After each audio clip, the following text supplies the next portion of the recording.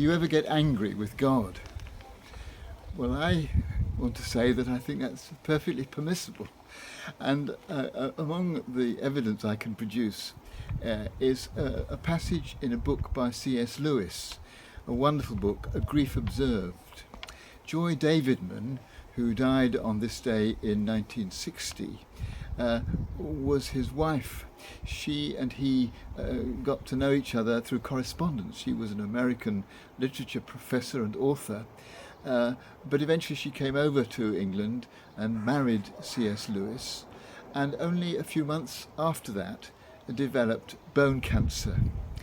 The Grief Observed is a book about C.S. Lewis's grief, discovering that someone fairly late in life that he'd fallen in love with was not going to live very long. And he expresses his anger against God in very direct terms in the book. Meanwhile, where is God? Go to him when your need is desperate, when all other help is vain, and what do you find? A door slammed in your face and a sound of bolting and double bolting on the inside. After that, silence. You may as well turn away.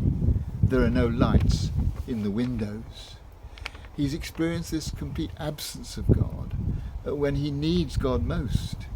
And he says that when God, when all is going well and you ask God's presence, you can feel him there with you. But when you really need him, because life is really grim, sometimes all you can be aware of is his absence.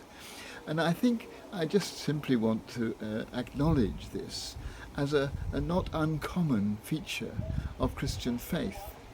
And not to worry about it too much. I mean, it's a horrible experience, but not to worry about it in terms of it undermining your faith. It's part of the Christian faith to have that kind of relationship with God, where you can tell God how you're feeling and you can express your anger with God. But for C.S. Lewis, it was even worse than that. He goes on to say that he is worried about his beliefs as a consequence of this experience. Not that I am, I think, he says, in much danger of ceasing to believe in God. The real danger is of coming to believe such dreadful things about him. The conclusion I dread is not, so there's no God after all, but, so this is what God's really like. Deceive yourself no longer. In other words, he really is feeling not only that God is absent, but that God is what he calls elsewhere in the book, a cosmic sadist, who's set up a world in which there is suffering, but with no apparent value to it, nothing positive that can come out of it. And again, he is facing up to these doubts.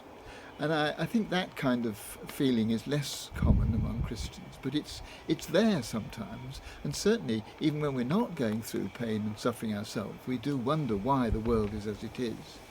But the important thing, I think, is to do what C.S. Lewis does, and to face up to it and accept it and work with it. And towards the end of the book, A Grief Observed, he does come round to being able to affirm God once again. But he's worked through it. And he's worked through it by facing up to the reality of what he's feeling.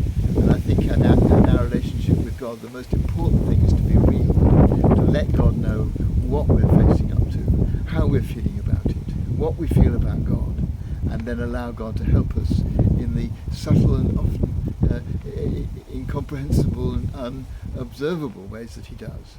Help us to come through it and to find again a faith which may well be deeper, because of the experience we've been going through.